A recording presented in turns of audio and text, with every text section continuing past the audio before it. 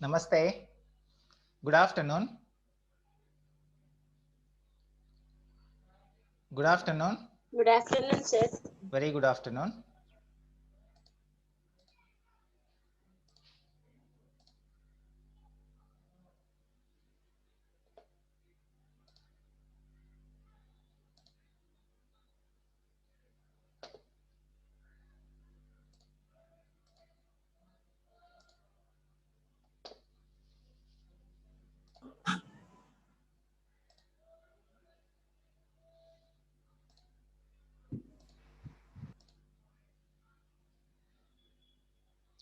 Right.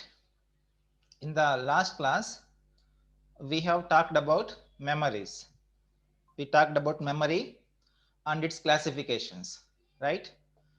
In today's class, we will continue with the different building blocks that are generally used in the microcontroller, not microcontroller, embedded system. Right. Memory is one of it, and we have other things also, other building blocks also. We will talk about other building blocks one by one. Let's begin with latches. Latches and buffers. These latches and buffers are used to uh, communicate with the input devices, input and output devices. See, processor doesn't directly communicate with either input devices or output devices. In between, flip-flops and latches or buffers are used. Processor-based systems need to derive external devices such as LEDs, displays, relays. These are all output devices. The processor does not directly interface with these devices. Flip-flop logic chips are used to drive external devices. These chips hold the processor output data to be sent to the external devices. Okay, processor. See, if you are using processor, a pure processor, not the microcontroller, you have to add something like this, latches and buffers in between the input devices and output devices. Okay, if it is a microcontroller, within the same IC, we have all these latches and buffers. We don't have to add them explicitly. If it is a microcontroller, microcontroller do have microcontrollers do have such things, whereas if it is a processor, okay, we have to add all these things to communicate the processor with input and output devices. Okay, these flip-flops and buffers isolate the external devices from the common bus by using the tri-state features of these chips.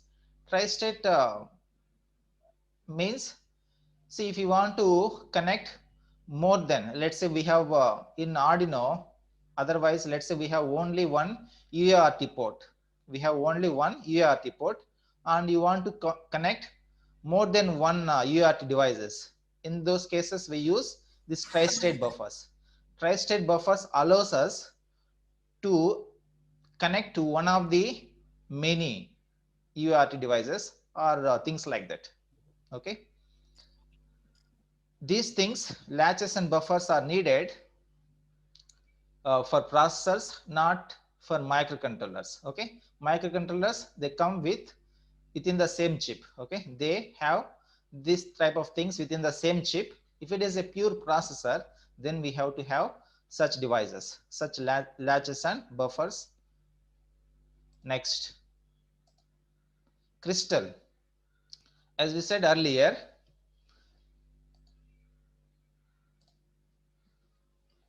crystal, some microcontrollers, they have a inbuilt clock generation unit. For example, Atmega 16 microcontroller or Atmega 32 microcontroller, or the microcontroller that is used in the Arduino, popular Arduino microcontroller, right? They have inbuilt clock generation unit. Generally, all these microcontroller units, they have inbuilt clock frequency of 1 megahertz, whereas the microcontroller itself is able to operate at the highest frequency of 12 megahertz, let's say 12 megahertz. But with inbuilt clock generation in it, you can operate it at 1 megahertz. If you want to increase the frequency, operating frequency to 12 megahertz, then you need to add external crystal. Okay, external crystal. So crystals are needed to generate the clock frequency. This crystal depends on what is the highest frequency of the microcontroller or processor. Okay. Generally, most of the time we use external crystals because the clock generation in it, which is present within the microcontroller or within the microcontroller, it is less precise. Okay, so that's for that reason we use external crystals. If you are using a pure processor, not microcontroller, in building the embedded system, then that processor, a pure processor, will not have any clock generation in it. Okay, in that case, if you are using pure processor, then you must add crystal, otherwise processor will not get any clocks. Okay, you can use either crystals or ceramic resonators. They are much like capacitors. Next, reset circuitry. Reset circuitry handles this type of problems. If there is any power failure problem or there are any software hang up, okay, such issues are resolved, okay, by using reset circuitry. What is there in the reset circuitry? It is reset circuitry and watchdog timer are similar circuitries. Okay, we will see the same thing in the next slide. Watchdog timer. See, reset watchdog timer is one circuit. It is other than the processor. It is not part of the processor. It is outside the processor. Its job is to generate reset signals. Its job is to generate reset signals upon reaching the count 0. Okay, watchdog timer is nothing but a counter or a timer. It starts at, let's say, 1000. Okay, it starts at it initializes its counting at 1000, and it counts down 1000. After the next clock pulse, 999, next 997, 996, and so on down to 0. Okay, it continues counting down to 0 from 1000, let's say, and it receives a reset signal. It receives reset signals. It receives a control signal, let's say, or some kind of signal from the processor. Okay, if processor functionality is normal, if it is not hang up, if it is normal, okay, then processor sends a control signal or kind of signal to the watchdog timer. This watchdog timer, upon receiving the signal from the processor, it resets. Let's say it is counting from 999, somewhere in 400, somewhere it is counting down to 0, somewhere in between, somewhere at 400. Okay, let's say it is receiving the signal from the counter. Upon receiving the signal, now after 400, the next count will not become 399 or 398 or 397 or 396, like that. When it receives signal from the processor, it again initializes its counting. Again it goes back to 999. Again it counts down. Okay, when there is nothing coming from the processor, okay, when there is nothing coming from the processor, it counts down to 10, 9, 8, 7, 6, 5, 4, 3, 2, 0. When it reaches 0, it generates a reset signal. This reset signal resets the processor. Okay, this is what happens in the watchdog timer. See, when the processor is normal, okay, when the processor is normal, then it generates some signal which is fed to the watchdog timer. When the processor is not normal, it is hang up. Okay, then the processor cannot generate the signal which is fed to the watchdog timer. Okay, it hangs up, it won't do anything. It won't do anything, including the signal which is feeding the watchdog timer. Means processor is gone into some infinite loop. Okay, if watchdog timer is not receiving any signal from the processor, what does it mean? Processor has gone into infinite loop. We have to reset the processor. Okay, reset the processor. When the processor is healthy, it it frequently generates this signal which is fed to the watchdog timer. If the processor goes into infinite loop, that generation of signal which is being fed to the watchdog timer, that won't happen. Now watchdog timer understands, okay, processor is gone into infinite loop, I have to reset the processor. Once the processor is reset, then it start executing from the beginning, and the hang up problem is resolved. That's how watchdog timer functions. Let's see, most of the embedded systems have no provision of resetting the processor. In such case, watchdog timer is used. It is set to a large value and is counted down. When a value reaches zero, the processor resets. If things are fine and there is no need to reset the processor resets the watchdog timer to that large value again. Okay, why we need watchdog timers? Why don't we manually reset the processor? Because most of the times embedded systems are installed in remote places where going there physically is not possible. Okay, maybe they are installed at the roof or in the mountain cliff, we don't know, right? So watchdog timer takes care of all these issues, any resetting issues.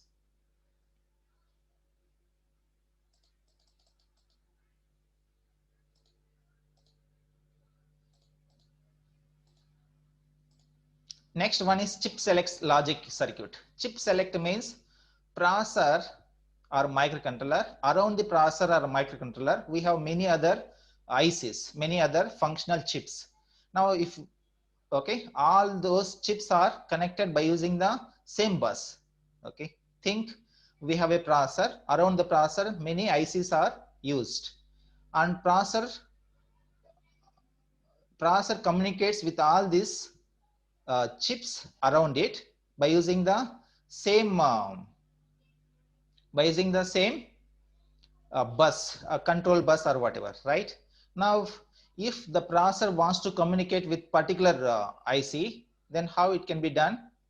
At the time, let's say there are 30 ICs are functioning around the processor. Now processor wants to communicate with particular IC, let's say 10th IC.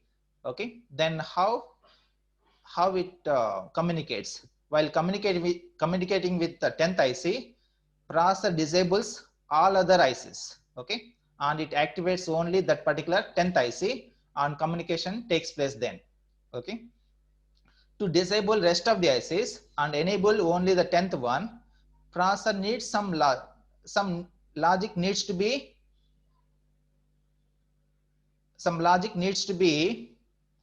is the slide visible? Please respond.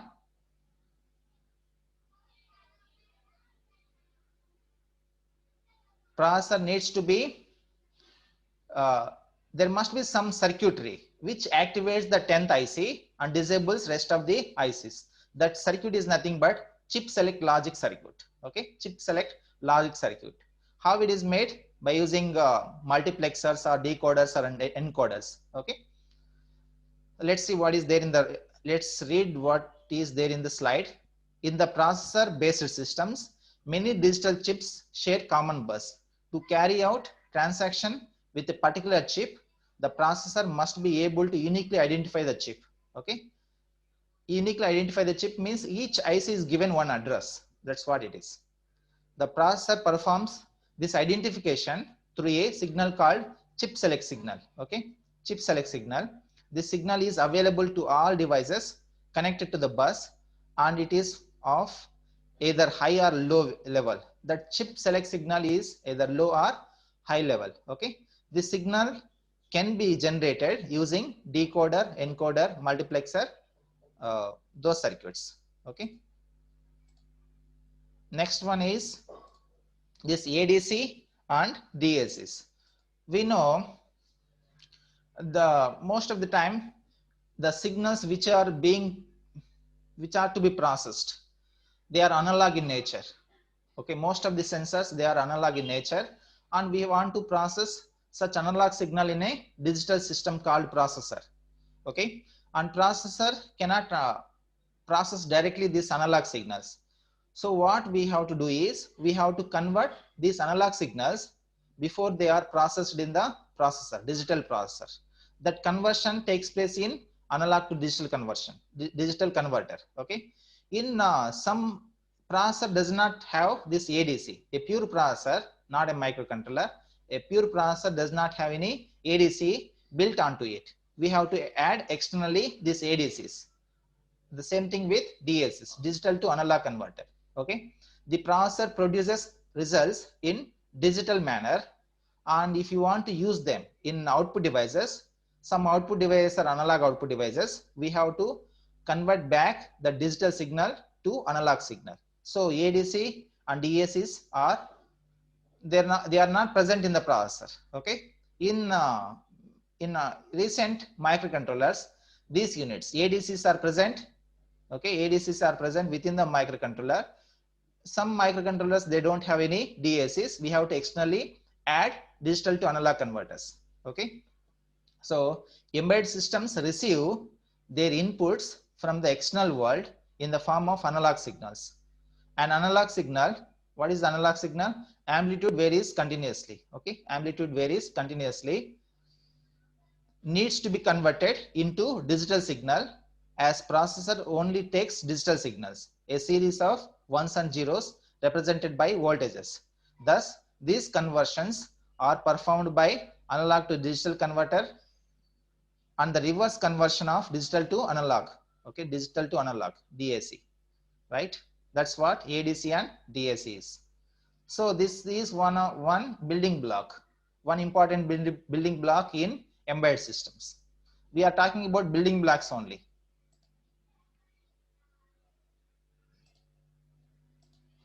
Next, application specific control circuitry.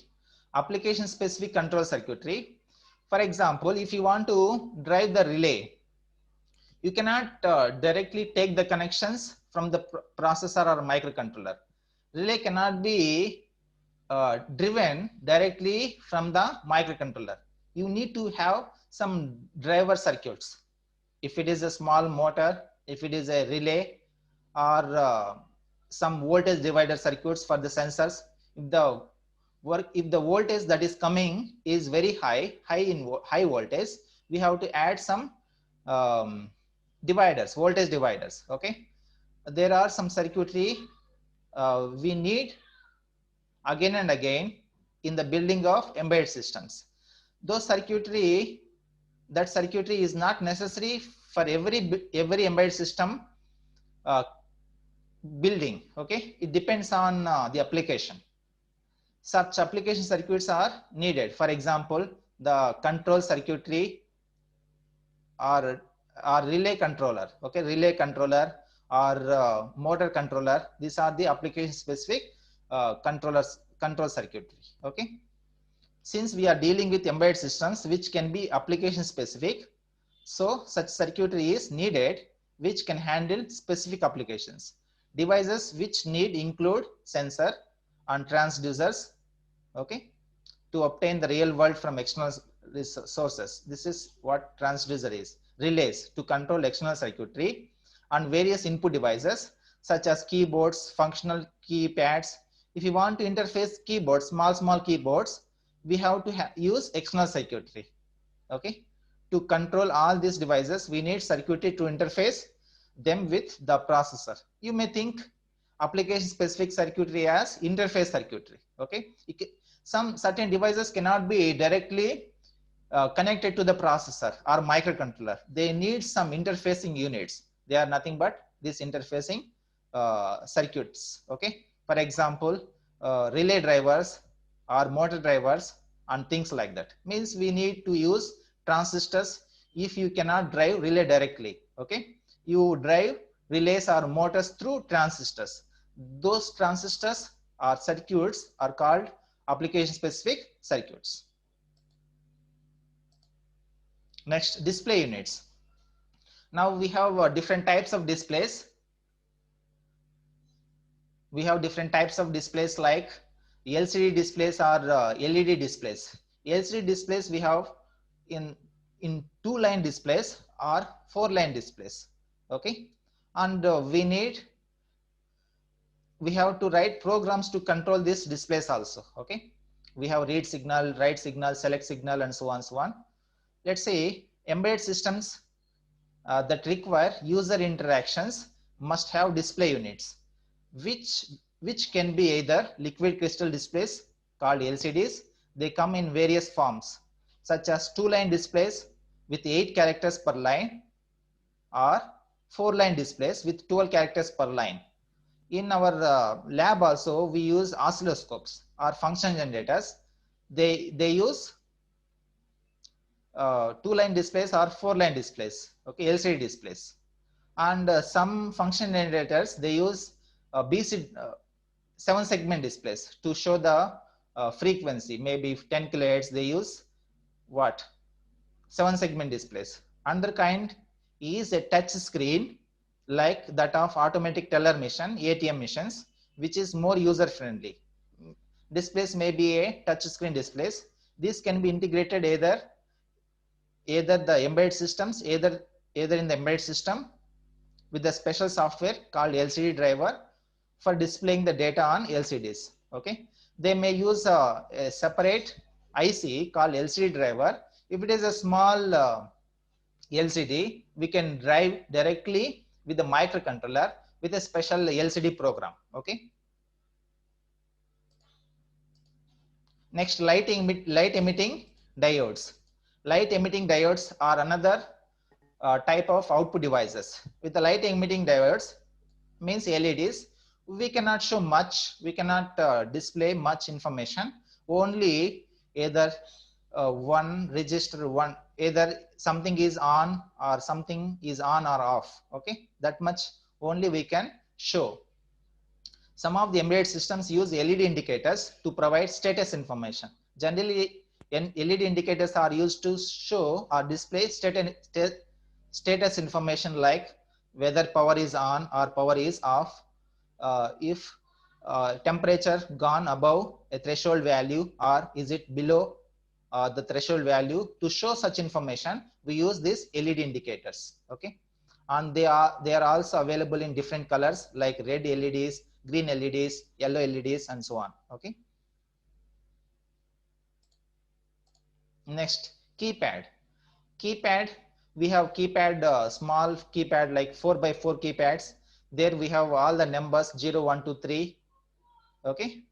Or big keypad also. Big keypads also can be used with the embedded system. Can be big keypads can also be used in the embedded system depending on the application. Okay.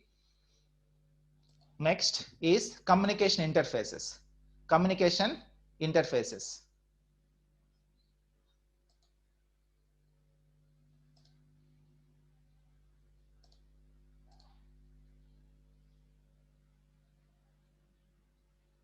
Communication interfaces. Please let me take the attendance now before we run out of the time.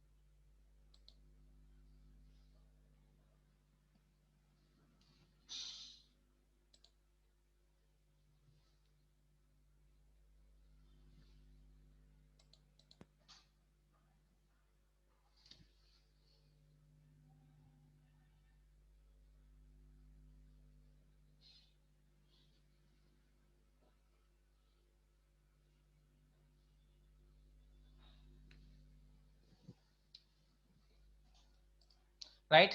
Next one is communication interfaces. Now, why we need this communication interfacing devices?